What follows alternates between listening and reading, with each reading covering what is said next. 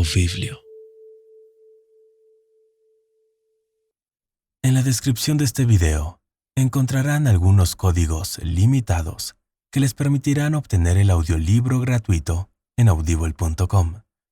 Agradeceremos mucho que nos apoyen con una calificación positiva si el audiolibro es de su agrado. Dicho esto, comencemos.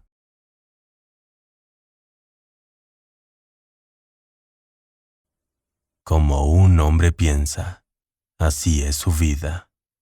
Audiolibro completo en español. Escrito por James Allen. Narrado por D'Angelo Medina. De Audiblio.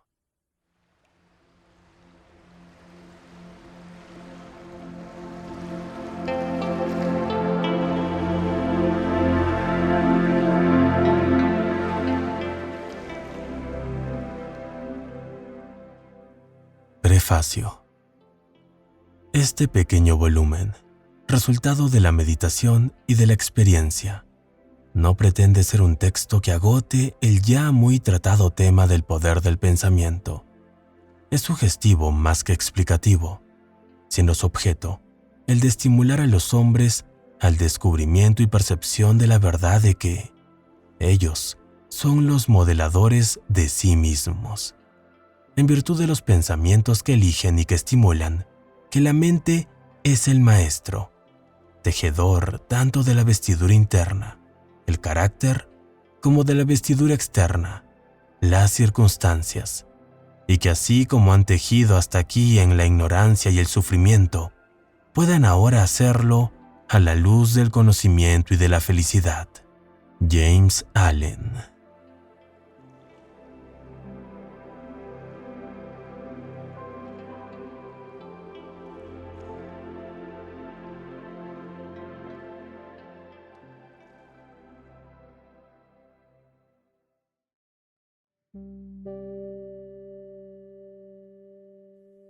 Capítulo 1. El pensamiento y el carácter. El aforismo que dice, como el hombre piensa en su corazón, así es él, no solo abarca todo lo referente al ser humano, sino que es tan comprensivo y amplio que se extiende a todas las condiciones y circunstancias de su vida.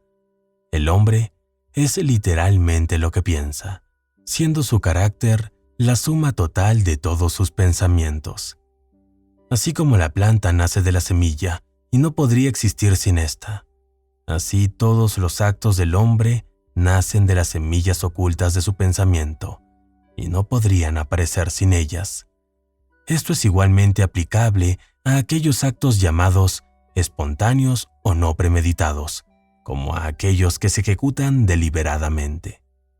La acción es la flor del pensamiento, y la alegría o el sufrimiento son sus frutos.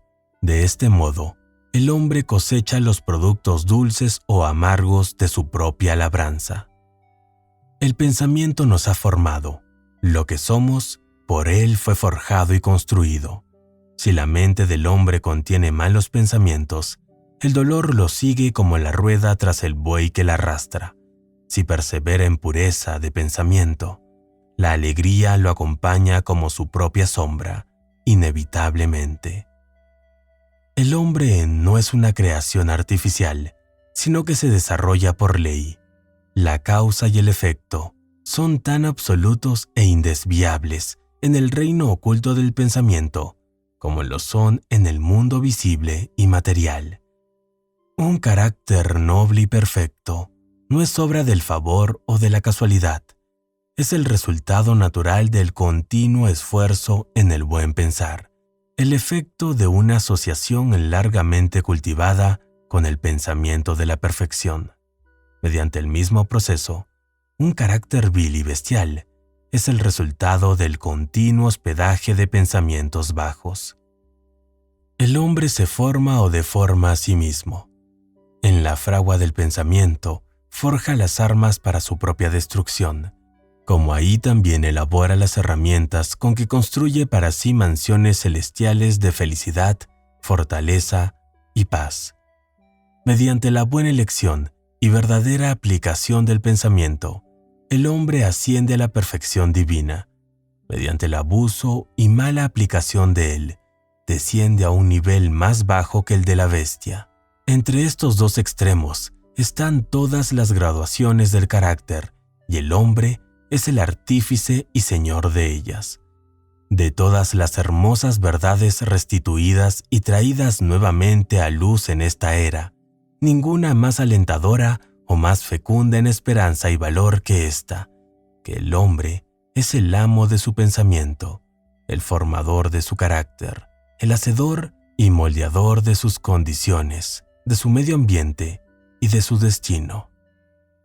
Como poseedor de los atributos de poder, inteligencia y amor, y como señor de sus propios pensamientos, el hombre tiene en sus manos la llave de toda situación y encierra en sí mismo el factor que transforma y regenera, mediante el cual puede llegar a ser lo que desea ser. El hombre es siempre el amo, aún en su estado de mayor debilidad y abandono, pero en su flaqueza y degradación, es amo culpable que gobierna mal su casa. Cuando empieza a reflexionar sobre su condición y a buscar diligentemente la ley sobre la cual está establecido su ser, entonces se convierte en amo juicioso, que dirige sus energías con inteligencia y que forma sus pensamientos teniendo en vista resultados fructíferos. Tal es el amo consciente. El hombre solo puede llegar a serlo, descubriendo en sí mismo las leyes del pensamiento, cuyo descubrimiento depende totalmente de la aplicación, el análisis y la experiencia. Solo mediante largas exploraciones y excavaciones se obtiene el oro y los diamantes. Del mismo modo, puede el hombre encontrar todas las verdades relacionadas con su ser, cavando profundamente la mina de su alma, y se observa, controla y altera sus pensamientos, trazando sus efectos sobre sí mismo, sobre los demás y sobre su vida y circunstancias, enlazando causas y efectos con minucioso ejercicio y paciente investigación, utilizando cada experiencia, aun lo más trivial, como medio de obtener ese conocimiento de sí mismo, que es comprensión, sabiduría y poder. Llegará a probar infaliblemente que es el formador de su carácter, el moldeador de su vida, el constructor de su destino.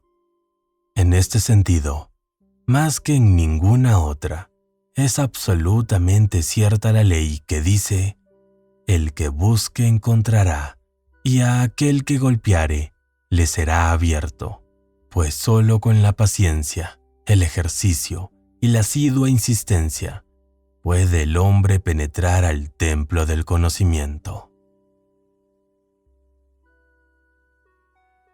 Capítulo 2. El efecto del pensamiento sobre las circunstancias. La mente humana es comparable a un jardín, el que puede cultivarse inteligentemente o bien dejarse abandonado, pero, ya sea en una forma o en la otra, inevitablemente tiene que producir. Si no se le siembra con semillas escogidas, abundantes e inútiles malezas brotan en él y siguen reproduciendo su especie.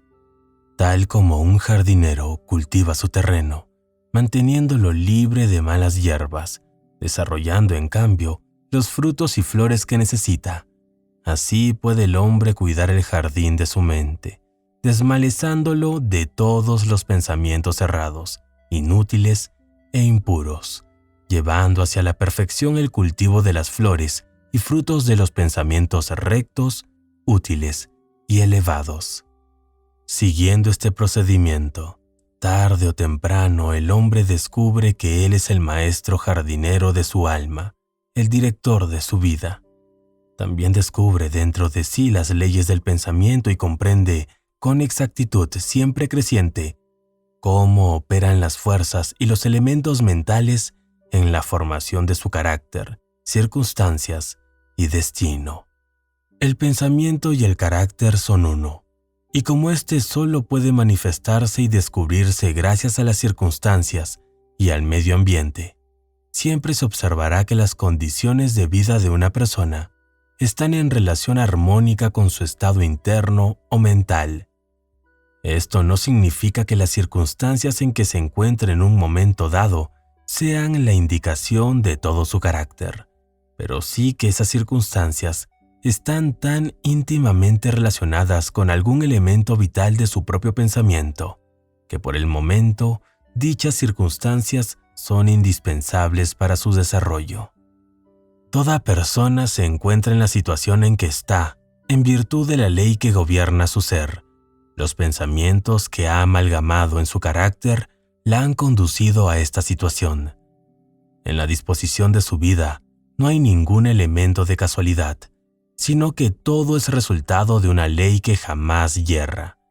Esto es tan cierto en aquellos que se sienten fuera de armonía con lo que los rodea, como también en aquellos que se sienten satisfechos con las condiciones en las cuales se encuentran. El hombre, como ser sujeto al progreso y a la evolución, se encuentra en su situación actual, sea cual sea, para que aprenda que él es susceptible de crecimiento, es decir, de desarrollo.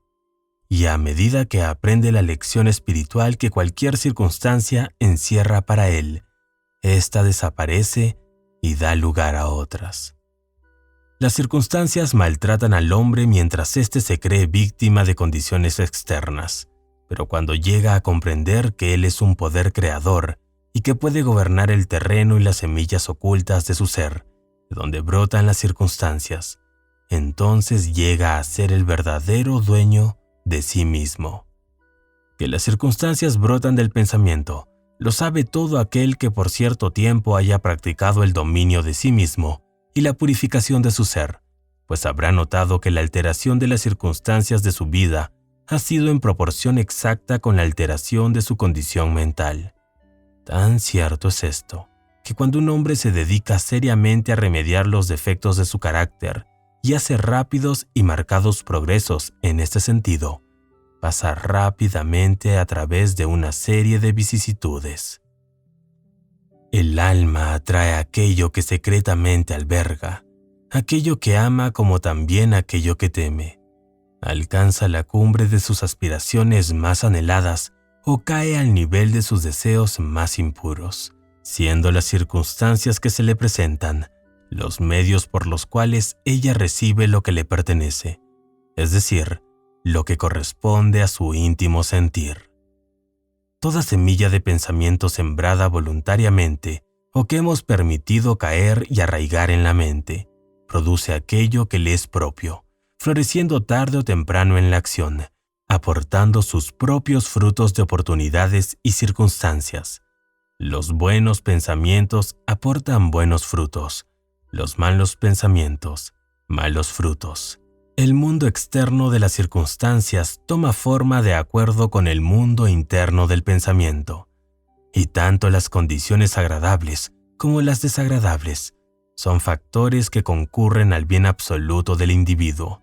Como cosechador de sus propias siembras, el hombre aprende tanto con el sufrimiento como con la felicidad. Yendo tras la satisfacción de los más recónditos deseos, aspiraciones y ambiciones que lo dominen, persiguiendo los fuegos fatuos de concepciones impuras, o siguiendo firmemente el camino real del esfuerzo vigoroso y elevado, el hombre llega al fin a la fruición y cumplimiento de ellos en las condiciones externas de su vida. Las leyes de crecimiento y concordancia se cumplen siempre y obtienen lo que le es inherente. No se llega a la cárcel o al presidio por la tiranía de la suerte o de las circunstancias, sino por el sendero de los pensamientos abyectos y de los deseos bajos. Ni tampoco un hombre de mente pura cae súbitamente en el crimen bajo la presión de una mera fuerza externa. El pensamiento criminal, desde tiempo atrás, fue secretamente alentado en su corazón, y la hora de la oportunidad relevó su acumulado poder. Las circunstancias no hacen al hombre, lo revelan a sí mismo. No puede existir el descenso al vicio, con sus correspondientes sufrimientos, sin que existan inclinaciones viciosas, ni el ascenso a la virtud y su felicidad pura, sin el cultivo continuo de aspiraciones virtuosas. El hombre, por consiguiente, como señor y dueño del pensamiento, es el que se forma a sí mismo, como también es el modelador y el autor de lo que le rodea. Aún al nacer, el alma recibe lo que le pertenece y a través de cada paso de su peregrinación terrena, atrae las diversas condiciones que la revelan, que son los reflejos de su propia pureza o impureza, de su fuerza o debilidad. No atraemos lo que deseamos, sino lo que somos. Nuestros caprichos, fantasías y ambiciones son coartados a cada paso, pero los pensamientos y deseos más recónditos se nutren con su alimento propio, sea este puro o impuro, y subsisten mientras los otros perecen. La dignidad que forma nuestros destinos está dentro de nosotros, es nuestro propio ser. El hombre es quien se amarra a sí mismo. El pensamiento y la acción son los carceleros del destino. Aprisionan si son bajos, y también son los ángeles de la libertad. Liberan si son nobles. No aquello que desea, ni aquello por lo cual ruega, obtiene el hombre, sino aquello que con justicia gana para sí y merece. Sus deseos y ruegos son satisfechos y cumplidos solo cuando ellos armonizan con sus pensamientos y acciones. A la luz de esta verdad, ¿qué significa entonces el dicho luchar contra las circunstancias? Significa que el hombre se subleva continuamente contra un efecto externo, mientras sigue alimentando y preservando la causa de él en su corazón. Esta causa puede tomar la forma de un vicio o de un defecto consciente, o bien de una debilidad inconsciente. Pero, sea cual fuere, obstinadamente entraba los esfuerzos de su poseedor, clamando de este modo, porque se remedie el mal. Todos ansían mejorar de circunstancias, pero nadie está dispuesto a mejorarse a sí mismo. Por consiguiente, siguen ligados a sus males. Aquel que no retrocede ante el sacrificio nunca dejará de realizar el anhelo de su corazón. Esto es tan cierto de las cosas materiales como de las espirituales. Aun aquel cuyo único fin es adquirir riqueza, debe estar preparado para hacer grandes sacrificios personales antes de poder lograr su objeto. Con cuánta mayor razón aquel que desea llegar a realizar una vida poderosa y serena. He aquí un hombre miserablemente pobre. Anhela mejorar de situación.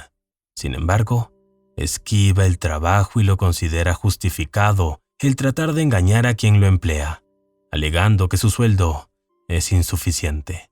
Un hombre como este no comprende ni los más sencillos rudimentos de aquellos principios que son la base de la verdadera prosperidad. Y no solo está totalmente incapacitado para salir de su miseria, sino que, debido a los pensamientos indolentes, falaces e innobles que mantiene y con los cuales actúa, se atrae miserias aún más hondas que las que lo aquejan al presente. He aquí a un rico, víctima de una enfermedad dolorosa y persistente, resultado de su gula. Está dispuesto a dar grandes sumas de dinero para liberarse de su mal, pero no está dispuesto a sacrificar su glotonería. Quiere satisfacer su gusto por los manjares suculentos y antinaturales, y al mismo tiempo tener salud. Un hombre como este está completamente incapacitado para gozar de ella, porque aún no ha aprendido los primeros principios de una vida sana. Aquí tienen a una contratista que adopta medidas torcidas para evitar el pago del salario reglamentario y con la esperanza de hacer mayores ganancias, reduce el jornal de sus trabajadores. Este hombre está incapacitado para la prosperidad y cuando se encuentra en quiebra, tanto de reputación como de fortuna, culpa a las circunstancias, no sabiendo que solo él es el autor de su infortunio. He introducido estos 3 casos simplemente para ilustrar la verdad de que el hombre es el causante, aunque casi siempre inconsciente, de las circunstancias de su vida, y que a pesar de que aspira a un fin bueno, continuamente frustra su realización por medio de pensamientos y deseos que no pueden armonizar con dicho fin. Casos como los citados podrían multiplicarse indefinidamente, pero no es necesario hacerlo, pues el lector puede, si a ello se resuelve, seguir la acción de las leyes del pensamiento en su propia mente y en su propia vida, y mientras no lo haga, meros hechos externos no podrán servirle como base de razonamiento. Sin embargo, las circunstancias son tan complicadas, el pensamiento tiene raíces tan profundas y las condiciones de felicidad varían tanto según los individuos, que el completo estado del alma de una persona, aunque conocido por ella misma, no puede ser juzgado por otra bajo el solo aspecto externo de su vida. Un hombre puede ser honrado en cierto sentido y, no obstante, sufrir privaciones. Puede ser desleal en ciertas cosas y, sin embargo, adquirir riquezas. Pero la conclusión a que generalmente se llega de que el uno fracasa precisamente por su honradez y que el otro prospera precisamente en virtud de su fraudulencia es el resultado de un juicio superficial que presume que el fraudulento es un hombre completamente corrompido y que el honrado es enteramente virtuoso. A la luz de un conocimiento más profundo y de una experiencia más vasta, este juicio resulta erróneo. Puede que el fraudulento tenga admirables virtudes que el otro no posee, y el honrado, vicios censurables ausentes en el primero. El hombre honrado cosecha los buenos resultados de sus pensamientos y actos honrados, y también atrae sobre sí los sufrimientos que sus vicios producen. El hombre fraudulento cosecha igualmente su propio sufrimiento y felicidad, de acuerdo con sus propios defectos y virtudes. Es agradable a la vanidad humana creer que se sufre por virtuoso, pero mientras el hombre no haya extirpado de su mente todo pensamiento enfermizo, amargo e impuro, no podrá estar en situación de saber y de declarar si sus sufrimientos son el resultado de sus buenas o de sus malas cualidades, y ya en camino hacia la suprema perfección, mucho antes de haberla alcanzado, habrá visto manifestarse en su mente y en su vida el trabajo de la gran ley que es absolutamente justa y que por consiguiente no puede retribuir bien por mal, ni mal por bien. Poseído de este conocimiento, sabrá entonces, volviendo la vista hacia su pasada ignorancia y ceguera, que su vida es y siempre ha sido ordenada con justicia, y que todas sus experiencias pasadas, buenas o malas, fueron el resultado equitativo de la acción de su ser poco evolucionado aún, pero en constante progreso hacia la perfección. Los buenos pensamientos y las buenas acciones nunca pueden producir malos resultados, como los malos pensamientos y las malas acciones nunca pueden producir buenos resultados. Esto equivale a decir que el maíz solo puede producir maíz y la ortiga solo ortigas. Los hombres comprenden esta ley en el mundo material y trabajan de acuerdo con ella, pero pocos la comprenden en el mundo mental y moral, aunque su operación en estos es tan sencilla y exacta como en el primero, y por consiguiente, no cooperan con ella. El sufrimiento es siempre efecto de algún pensamiento errado. Es indicio de que el individuo está fuera de armonía con sí mismo, con la ley de su ser. Purificar, quemar todo lo que es inútil e impuro, es el único y supremo fin del sufrimiento. Este cesa, pues, para aquel que ha alcanzado la pureza. No tendría objeto quemar el oro después que ha sido separado de la escoria. Así un ser perfectamente puro no tendría por qué sufrir. Las circunstancias dolorosas que el hombre encuentra en su vida son el resultado de su propia desarmonía mental, como las que te proporcionan dicha son el resultado de su propia armonía mental. La felicidad y no las posesiones materiales es la que da la medida del buen pensamiento. La miseria y no la falta de bienes materiales. Es la que da la medida del pensamiento errado. Un hombre puede ser desgraciado a pesar de ser rico, y puede ser feliz, no obstante su pobreza. La felicidad y la riqueza solo se unen cuando ésta es empleada con sabiduría y rectitud. El pobre solo se sume en la miseria cuando considera su muerte como una carga injustamente impuesta. La indigencia y la incontinencia son los dos extremos de la miseria. Ambas son igualmente antinaturales, resultado del desorden mental. El hombre no está en buenas condiciones mientras no es sano, feliz y próspero. Y la salud, la felicidad y la prosperidad son el resultado de la concordancia armónica entre lo interno y lo externo, entre el hombre y lo que le rodea. El ser humano solo empieza a ser hombre cuando cesa de lamentarse y de blasfemar, comenzando a buscar la justicia oculta que gobierna su vida. Al adaptar su mente a ese factor que la regula, cesa también de culpar a otros como causantes de su desgraciada condición y empieza a formarse con pensamientos vigorosos y nobles. Deja de rebelarse contra las circunstancias y comienza a aprovecharlas como una ayuda para su más rápido progreso, utilizándolas al mismo tiempo como medios de descubrir los poderes y posibilidades ocultas dentro de sí. Orden y no confusión es el principio dominante en el universo.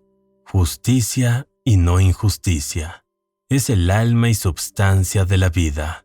Rectitud y no corrupción es la fuerza motriz y modeladora en el gobierno espiritual del mundo. Siendo esto así, el hombre solo tiene que armonizar con estos principios para encontrar que el universo es bueno, y durante el proceso de esta armonización, encontrará que a medida que altere su pensamiento respecto a los seres y a las cosas, éstas también se alterarán respecto a él. La prueba de esta verdad está en cada persona. Por consiguiente, admite fácil investigación mediante una sistemática introspección y análisis de sí misma. Cambie un hombre radicalmente su pensamiento y se asombrará ante la rápida transformación que esto efectuará en las condiciones materiales de su vida. Todos se imaginan que el pensamiento puede mantenerse oculto, pero no es así. Rápidamente este se cristaliza en hábitos, y el hábito, a su vez, se solidifica en circunstancias. Los pensamientos bestiales se cristalizan en hábitos de ebriedad y sensualismo, los que se solidifican en circunstancias que traen consigo privaciones y enfermedades. Los pensamientos impuros de toda especie se cristalizan en hábitos vergonzosos y enervantes, los que se solidifican en circunstancias perturbadoras y adversas. Los pensamientos de temor, duda e indecisión se cristalizan en hábitos de debilidad, cobardía e irresolución, los que se solidifican en circunstancias que producen fracasos, indigencia y esclavitud. Los pensamientos de pereza se cristalizan en hábitos de desaseo e impureza, los que se solidifican en circunstancias que sumen en la inmundicia y la mendicidad. Los de reprobación y odio se cristalizan en hábitos de delación y violencia, los que se solidifican en circunstancias de injuria y persecución. Los pensamientos egoístas de toda especie se cristalizan en hábitos interesados, los que se solidifican en circunstancias más o menos angustiosas. Por otra parte, todos los pensamientos hermosos se cristalizan en hábitos de gracia y bondad, los que se solidifican en circunstancias alegres y risueñas. Los pensamientos puros se cristalizan en hábitos de temperancia y dominio de sí mismo, los que se solidifican en reposo y paz. Los de valor, confianza y decisión en hábitos viriles, que se solidifican en éxito, abundancia y libertad. Los enérgicos en hábitos puros e industriosos que se solidifican en circunstancias agradables. Los pensamientos apacibles e indulgentes en hábitos de bondad que se solidifican en circunstancias protectoras y preservativas. Los pensamientos amantes y desinteresados, en hábitos de dedicación a los demás, que se solidifican en circunstancias de segura y permanente prosperidad y verdadera riqueza. Una corriente cualquiera de pensamientos en la cual se persista, sea esta buena o mala, no puede dejar de producir sus resultados en el carácter y en las circunstancias. El hombre no puede elegir estas directamente, pero sí puede elegir sus pensamientos y de este modo, indirecta pero seguramente, moldear sus circunstancias.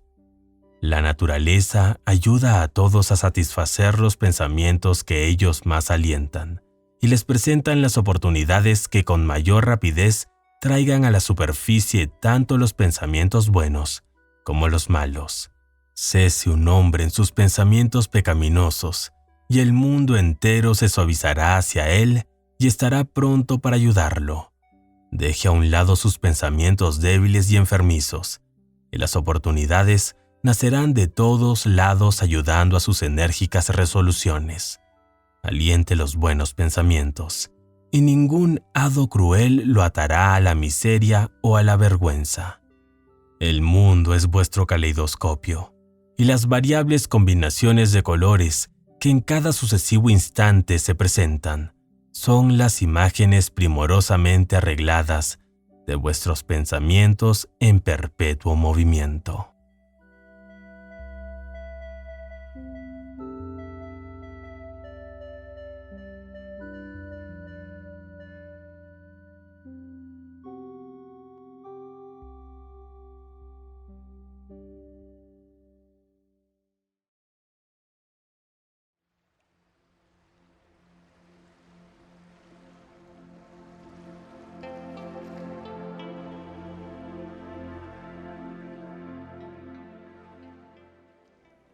Capítulo 3. Efecto del pensamiento sobre la salud y sobre el cuerpo. El cuerpo es el servidor de la mente.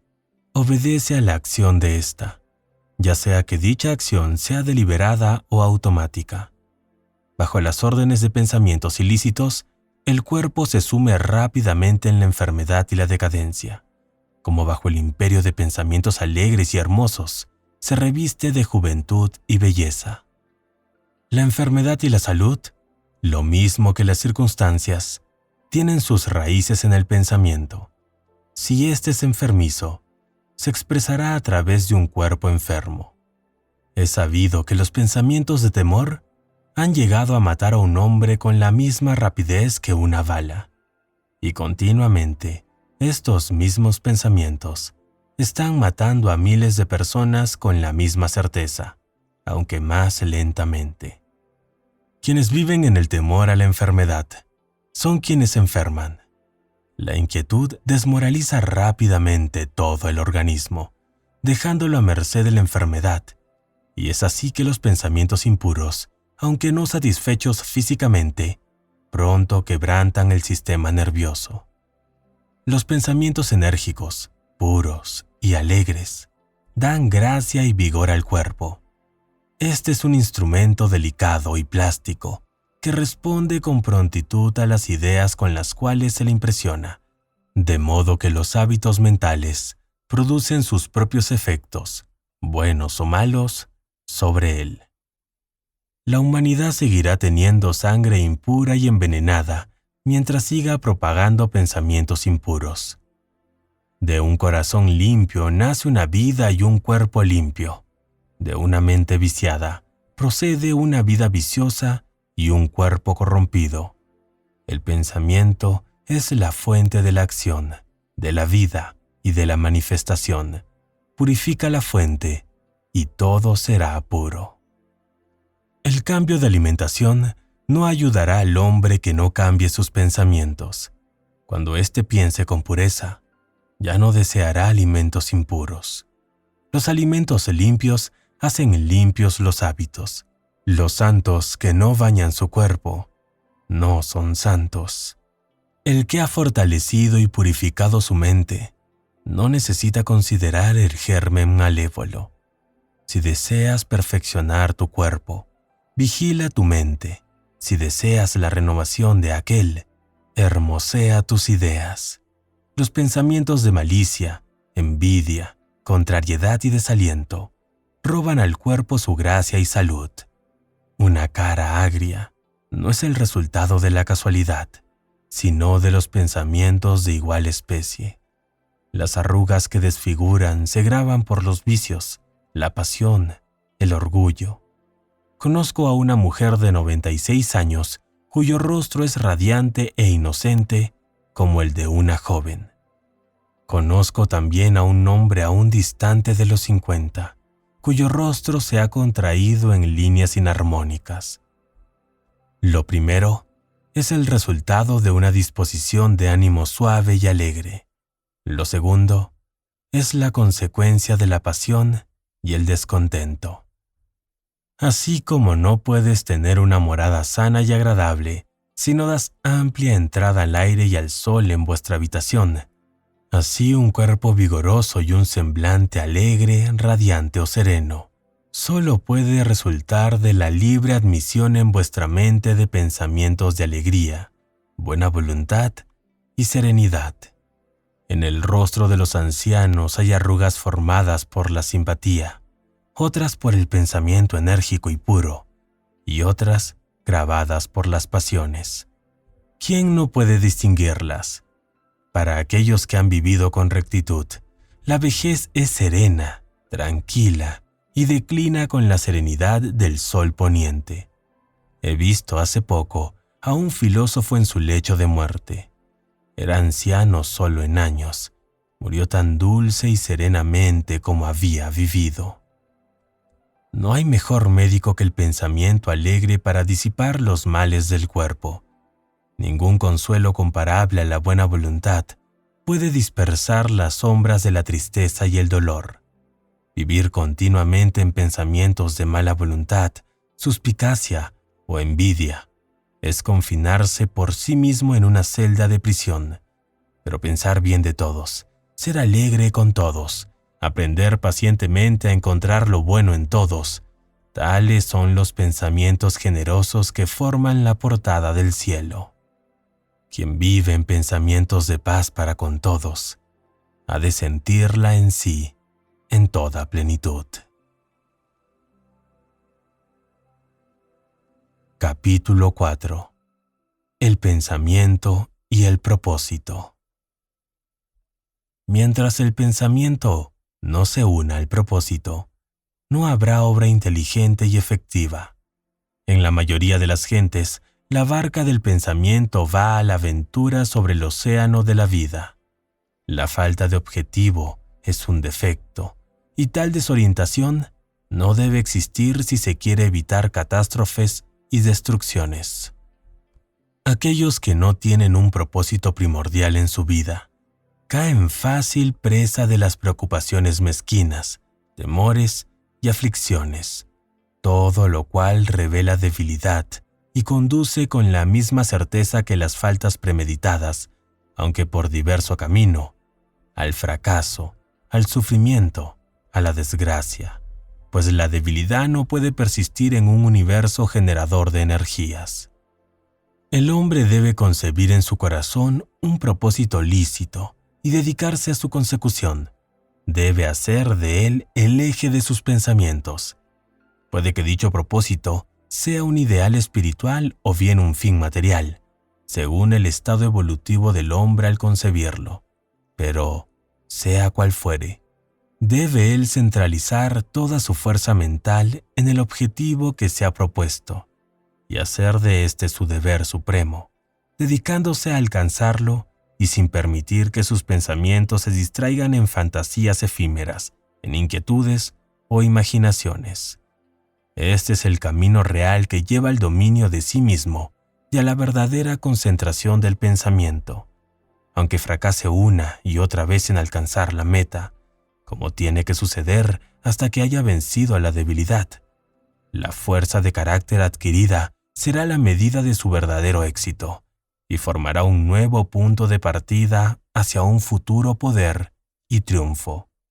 Los que no están preparados para la concepción de un gran propósito deben fijar sus pensamientos en el cumplimiento perfecto de su deber, por insignificante que su tarea le parezca. Solo de este modo pueden congregarse y focalizarse los pensamientos, llegando a desarrollar resolución y energía, conseguido lo cual, no hay nada que no pueda llevarse a cabo.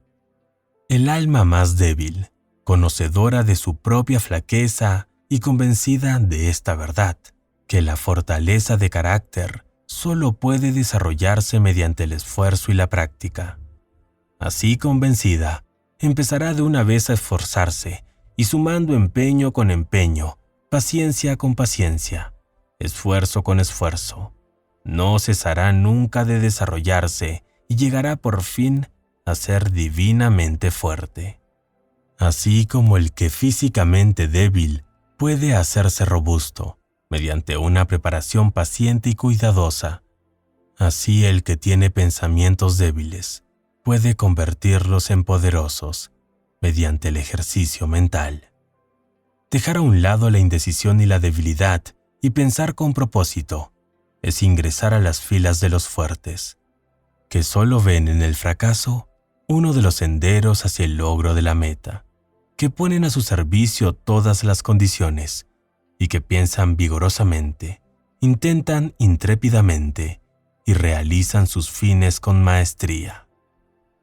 Una vez concebido el propósito, debe trazarse mentalmente un camino recto hacia su realización y seguirlo sin mirar ni a uno ni a otro lado.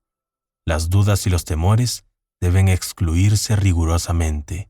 Son elementos desintegrantes que quebrantan la línea recta del esfuerzo, torciéndola y haciéndola ineficaz, inútil. Los pensamientos de temor y de duda jamás construyen y jamás podrán hacerlo. Siempre conducen al fracaso. El propósito, la energía, el poder de acción, como todos los pensamientos vigorosos, cesan cuando la duda y el temor se introducen en la mente. La voluntad de hacer algo nace del conocimiento de que podemos hacerlo.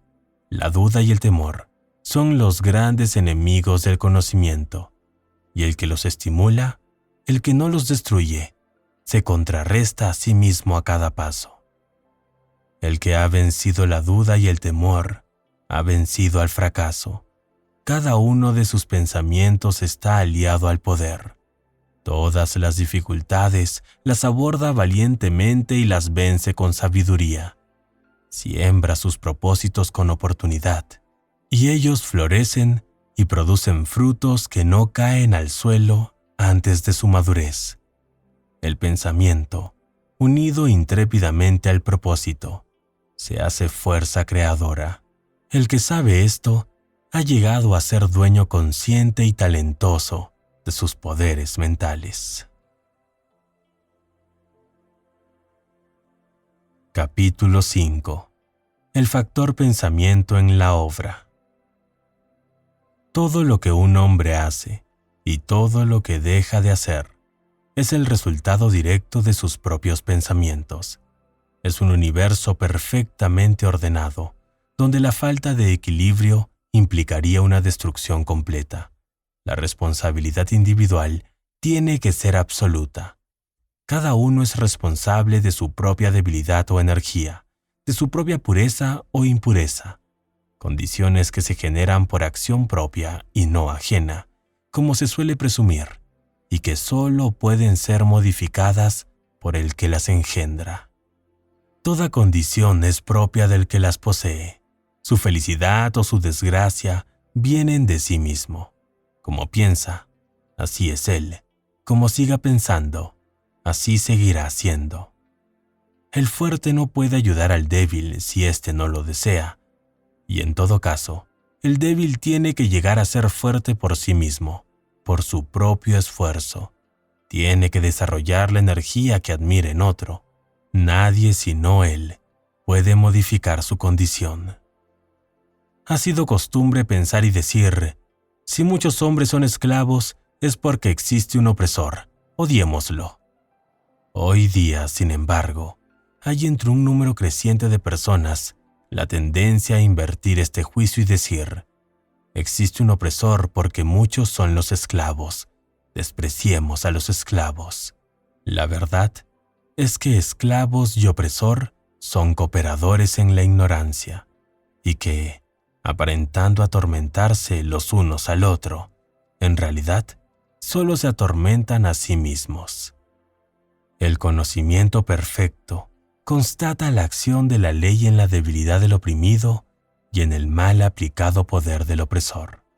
El amor perfecto, viendo el sufrimiento que ambas condiciones implican, no condena ni al uno ni al otro. La compasión perfecta abraza tanto al opresor como al oprimido. El que ha vencido la debilidad y ha dejado a un lado todo pensamiento egoísta, no pertenece ni a los opresores ni a los oprimidos. Es libre. El hombre solo puede levantarse, vencer y hacer obra, elevando sus pensamientos, y solo negándose a ello puede permanecer débil, abyecto y miserable. Antes de que pueda llevar algo a cabo, aunque sea lo más material, tiene que elevar su pensamiento por sobre la esclavitud de sus satisfacciones inferiores.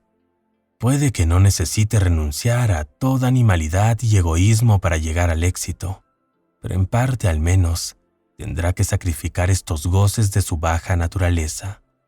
Aquel cuyo primer pensamiento es la satisfacción bestial es incapaz de pensar con claridad o de trazar un plan metódico. Nada puede descubrir en sí ni desarrollar sus recursos latentes. Por esto fracasa en cualquier empresa. Si no ha empezado por controlar varonilmente sus pensamientos, no está en situación de controlar negocios ni de asumir serias responsabilidades. No está apto tampoco para actuar independientemente ni valerse solo. Mas estas limitaciones de su capacidad solo dependen de los pensamientos que elija. No puede haber progreso ni obra sin sacrificio, y el éxito siempre está en relación directa con la magnitud de aquel, o sea, con la cantidad sacrificada de pensamientos confusos de naturaleza animal, para fijarse en cambio la mente en el desarrollo del plan elegido, fortificando así la resolución y la confianza en sí mismo. Mientras más se eleve el pensamiento, mientras más varonil, recto y noble se haga el hombre, mayor será su éxito, y más fructífera y duradera su obra. El universo no favorece a los codiciosos, a los fraudulentos, ni a los viciosos, aunque mirando solo la superficie de la vida, a veces parece ser así. Ayuda a los honrados, a los magnánimos, a los virtuosos. Los grandes maestros de todas las épocas así lo han declarado en distintas formas, y para probarlo y saberlo, solo hay que empeñarse en hacerse más y más virtuoso, mediante la elevación del pensamiento. Los progresos intelectuales son el resultado de la idea consagrada a la investigación del conocimiento de lo bello y de la verdad en la vida y en la naturaleza. Pueden estos progresos estar unidos a veces a la vanidad y a la ambición, pero no son ellos el resultado de estas características, sino de largo y arduo esfuerzo y de pensamientos puros y generosos. Los progresos espirituales son la consumación de sagradas aspiraciones. El que vive constantemente en la concepción de pensamientos nobles y elevados, que solaza su mente en la pureza y la generosidad, llegará a ser, con la misma certeza con el que el sol llega a su cenit o la luna a su plenitud, noble y sabio en carácter, elevándose a una posición de influencia y de bien. La obra de cualquier índole que sea, es siempre la coronación del esfuerzo, la diadema del pensamiento. Mediante la ayuda del control de sí mismo, de la resolución, de la pureza, de la rectitud y del pensamiento bien dirigido, el hombre asciende, bajo la influencia de la animalidad, de la indolencia, de la impureza, de la corrupción y de la confusión del pensamiento. El hombre desciende. ¿Puede un hombre alcanzar un gran éxito en el mundo y aún llegar a elevadas alturas en el plan espiritual, y de nuevo caer a la debilidad y la miseria por dejar que lo posean pensamientos vanidosos, egoístas y corrompidos. Las victorias alcanzadas mediante el buen pensar solo pueden mantenerse por la vigilancia. Muchos se descuidan una vez asegurado el éxito y rápidamente vuelven a caer en la falta. Toda obra, ya sea en el mundo material, en el intelectual o en el espiritual, es el resultado del pensamiento dirigido hacia un fin determinado. Está gobernada por una misma ley y sujeta a un mismo método.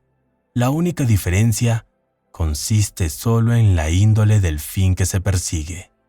El que poco desea, poco tendrá que renunciar. El que a mucho aspira, mucho tendrá que sacrificar. A grandes alturas, grandes sacrificios. Capítulo 6.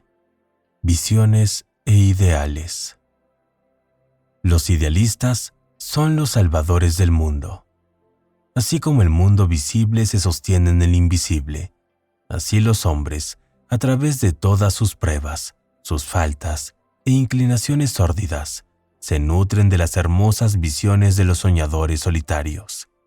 La humanidad no puede olvidar sus idealistas, no puede dejar que los sueños de estos palidezcan y mueran. Vive en ellos. Sabe que esos sueños son realidades, que algún día contemplará y conocerá.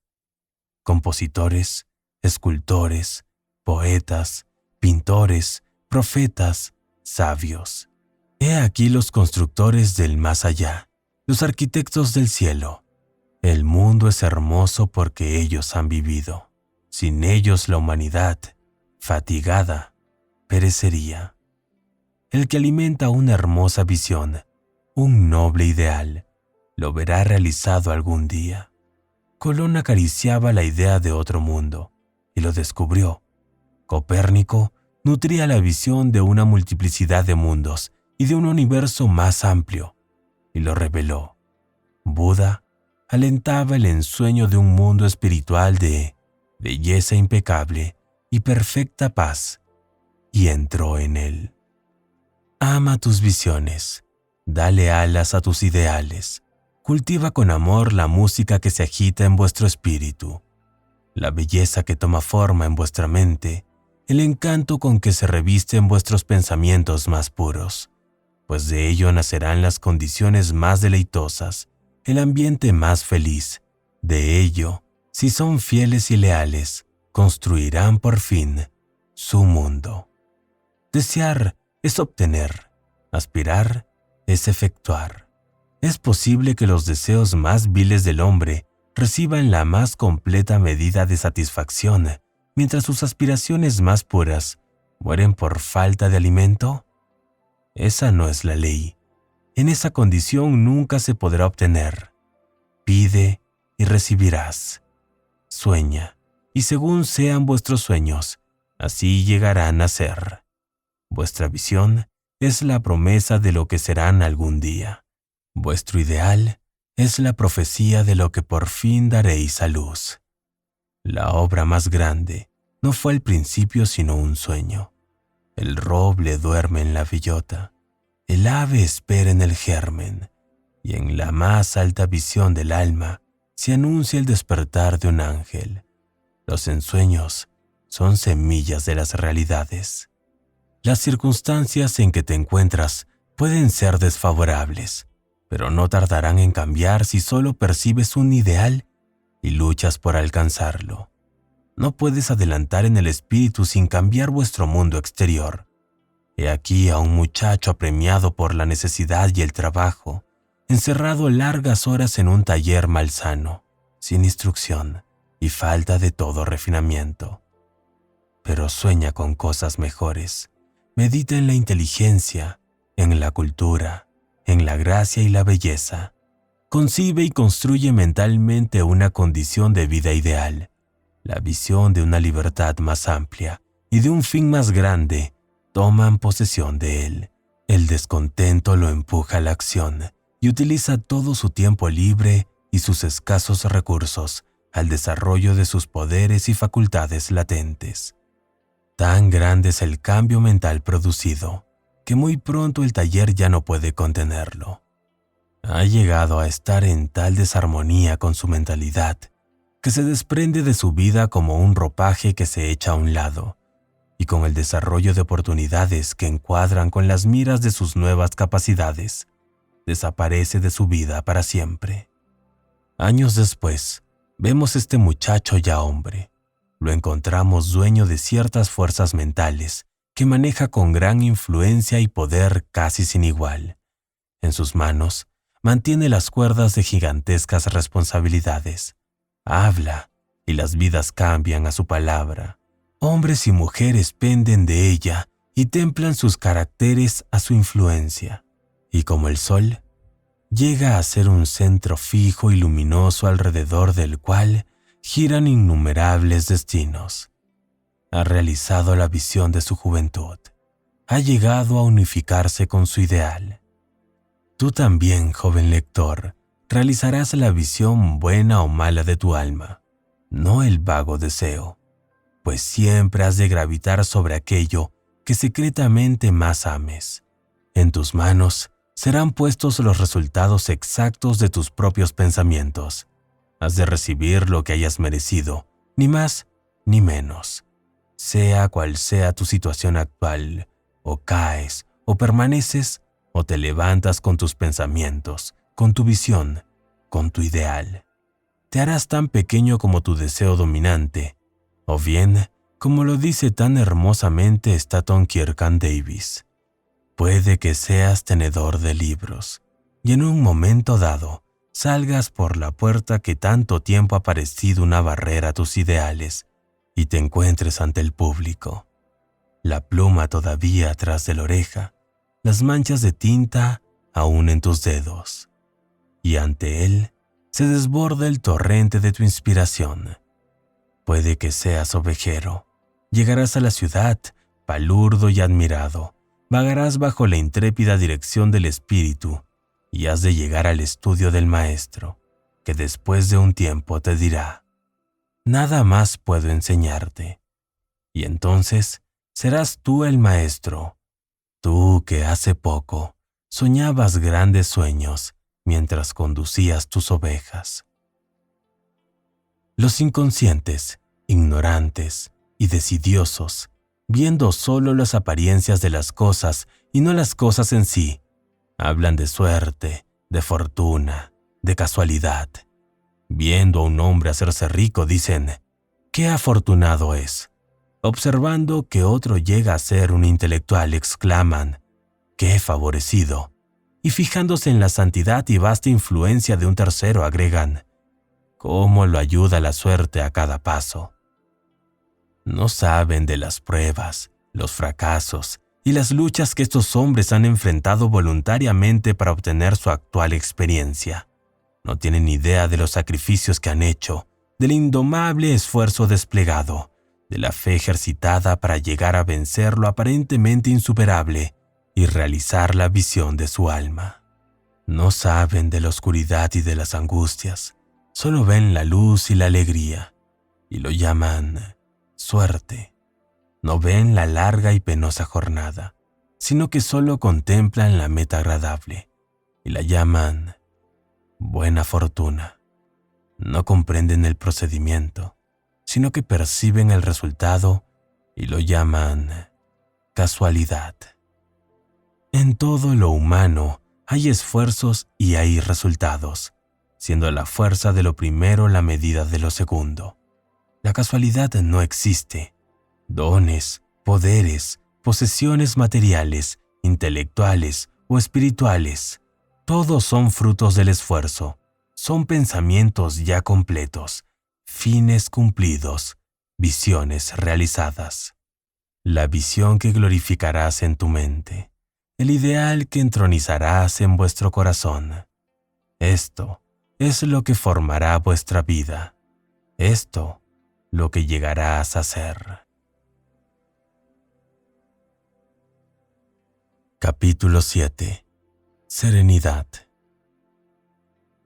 La serenidad mental es una de las hermosas joyas de la sabiduría. Es el resultado de un largo y paciente esfuerzo en el control de sí mismo. Su presencia indica madura experimentación y un conocimiento más que corriente de las leyes y operaciones del pensamiento. El hombre adquiere serenidad a medida que comprende que es un producto del pensamiento evolutivo, ya que este conocimiento significa que todos los demás hombres son igualmente productos del pensamiento, y a medida que desarrolla esta comprensión y ve siempre con creciente claridad la relación interna de las cosas por la ley de causa y efecto, cesen sus lamentos e inquietudes y quede equilibrado, firme y sereno. Habiendo aprendido a gobernarse, el hombre sereno sabe cómo adaptarse a los demás, y ellos, en cambio, sintiendo su fuerza espiritual, sienten que pueden confiar y aprender en él. Mientras más sereno se hace un hombre, mayor es su éxito, su influencia, su poder para el bien. Hasta el simple mercader encontrará que su prosperidad comercial aumenta a medida que desarrolla mayor ecuanimidad y control en sí mismo, pues la gente siempre prefiere tratar con una persona cuyo carácter sea equilibrado. Siempre se ama y venera al hombre fuerte, sereno. Es como un árbol frondoso en una tierra sedienta, o como la roca protectora en una tempestad. ¿Quién no ama un corazón tranquilo, un carácter complaciente, una vida equilibrada? Llueva o brille el sol, advengan cambios o vicisitudes, los que poseen estas bendiciones siguen siempre los mismos, afables, serenos y tranquilos. Esa exquisita regularidad de carácter que llamamos serenidad es la última lección de cultura que aprovechar. Es el florecer de la vida, la fructificación del alma. Es tan valiosa como la sabiduría y más deseable que el oro. ¿Qué significante aparece el mero correr tras el dinero comparado con una vida serena, una vida que vive en pleno océano de verdad, bajo las olas, fuera del alcance de las tempestades en la calma eterna? ¿Cuántas personas conocemos que amargan sus vidas, que destruyen cuanto hay de dulce y hermoso en ellas por la violencia de su carácter, que se desquician y se envenenan la sangre por la menor cosa? Es de preguntarse si la gran mayoría de la gente no arruina su vida y destruye su felicidad por simple falta de control. Cuán pocos son los equilibrados, los que tienen ese exquisito dominio de sí mismo, que es la característica de una personalidad cabal. Sí, la humanidad se agita en enorme oleaje de pasiones desenfrenadas, se exalta en el dolor sin gobierno, bamboleada por la ansiedad y la duda. Solo el sabio, solo aquel que ha controlado y purificado sus pensamientos, doblega las tempestades de su alma. Almas atormentadas, donde quiera que estéis, sea cual fuere vuestra situación, sabed esto: en el océano de la vida sonríen las islas de la felicidad, y la playa luminosa de vuestro ideal os aguarda. Mantened la mano firme sobre el timón del pensamiento, reclinado en la barca de vuestra alma. El amo duerme, despertadlo. El control de sí mismo es fuerza. El pensamiento bien dirigido, dominio. La serenidad, poder. Decid a vuestro corazón: la paz sea contigo. Esto ha sido Como un hombre piensa, así es su vida. Escrito por James Allen, narrado por D'Angelo Medina, de Auviblio. Si deseas agregar este libro a tu biblioteca, dejaremos los enlaces en la descripción. También puedes seguir nuestro canal principal, Auviblio. Gracias y nos vemos en la siguiente página.